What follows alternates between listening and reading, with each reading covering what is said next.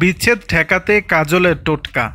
বলিউডের আলোচিত তারকা দম্পতি অজয় দেবগন ও কাজল দুজনকে মিডিয়ার সামনে কখনো খুব বেশি রোমান্টিক মোডে ধরা দিতে দেখা যায়নি।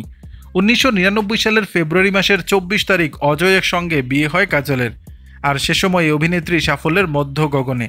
তখন হঠাৎ করেই বিয়ের সিদ্ধান্ত নেন কাজল। কাজলের সিদ্ধান্তকে স্বাগত জানাতে পারেননি বাবা সৌম্য মুখার্জি। তিনি প্রায় 4 দিন কথা বলেননি মেয়ের সঙ্গে। পরে অবশ্য পরিবারের উপস্থিতিতেই ঘরোয়াভাবে বিয়ে সারেন তারা। বর্তমানে তারা 2 সন্তানের জনক জননী। গণমাধ্যমে মাঝে মধ্যেই গুঞ্জন উঠত তাদের বিচ্ছেদ নিয়ে। তবে এবার বিচ্ছেদ এড়াতে বেশ কিছু পরামর্শের কথা শেয়ার করেছেন বলিউড এই সুন্দরী। ভারতীয় গণমাধ্যমে এ বিষয়ে কাজল বলেন, আমরা একে অপরের থেকে বেশ কিছু দিক দিয়ে আলাদা। সে অর্থে দেখতে গেলে আমাদের অনেক আগেই বিচ্ছেদ হয়ে যাওয়ার কথা ছিল, কিন্তু দাম্পত্য সুখ চাইলে আপনার স্মৃতিশক্তি দুর্বল হতে হবে।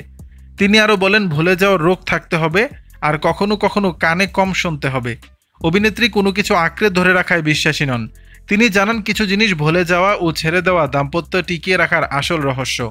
বর্তমানে কাজল ব্যস্ত রয়েছেন তার সদ্য মুক্তিপ্রাপ্ত হরর সিনেমা মায়ের প্রচারণার কাজে। সিনেমাটি পরিচালনা করেছেন বিশাল ফুরিয়া। এ ছবিতে কাজলের সঙ্গে অভিনয় করেছেন রণিত রায়, ইন্দ্রনীল সেনগুপ্ত সহ আর অনেকে। দর্শক, বিষয়টি নিয়ে আপনাদের মতামত জানাবেন নিচের কমেন্ট বক্সে।